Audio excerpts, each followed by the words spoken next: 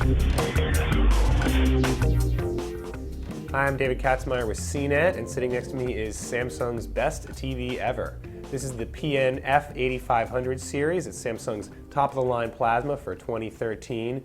Superb picture quality on this TV, as well as oodles of features, but the thing you'll notice first and foremost is the unique stand. Along the bottom here you can see it's got a curved design, also extends the entire width of the television, so we actually had to bring in a wider table for it for this video.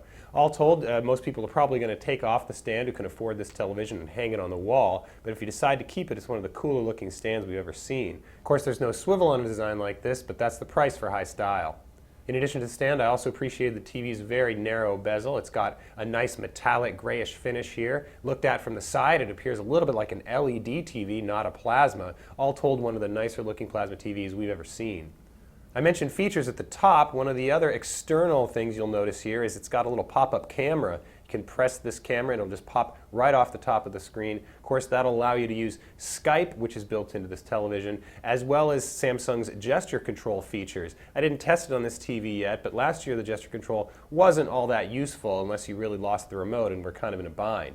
Speaking of remote control, that's another extra feature on this TV. It's a touchpad remote that's got very few buttons, but I really liked how it felt. Very quick responsiveness, and the touchpad, of course, was great for navigating the browser built into this television. The downside, of course, is that you don't get that many buttons. You have to actually go into a separate menu to select channels directly, as well as access additional features that are usually dedicated to buttons on standard remotes.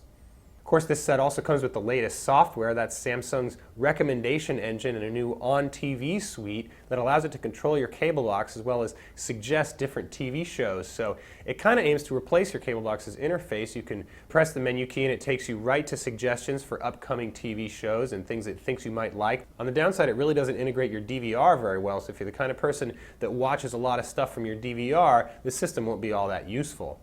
Of course, Samsung packs in plenty of apps. This is the only brand that includes HBO Go, as well as pretty much every other streaming video service known to man. There's also a bunch of games, a bunch of audio services, including Spotify, so all told the app selection here is second to none.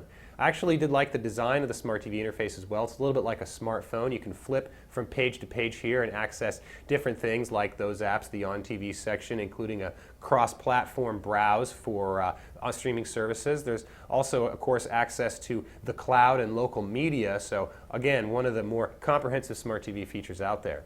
On the back panel, there's plenty to be found: 4 HDMI, 3 USB, as well as a single analog input that doubles for composite and component video. You'll also notice a big ad for Samsung's Evolution Kit. This TV can be upgraded, basically replacing the entire brains of the television with a forthcoming kit that should be available at the beginning of next year. That will allow this TV to get any of those new features that Samsung decides to build in. Samsung rounds out the feature package with 4 pairs of active 3D glasses in the box.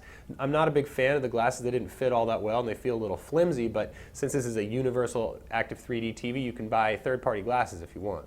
In addition to gesture control, you also get voice control on this set. You press a little button on the remote control and talk to it to perform keyword searches for TV shows and movies. But more than its cutting-edge features and design, the thing that impressed me most about this high-end TV was its picture quality.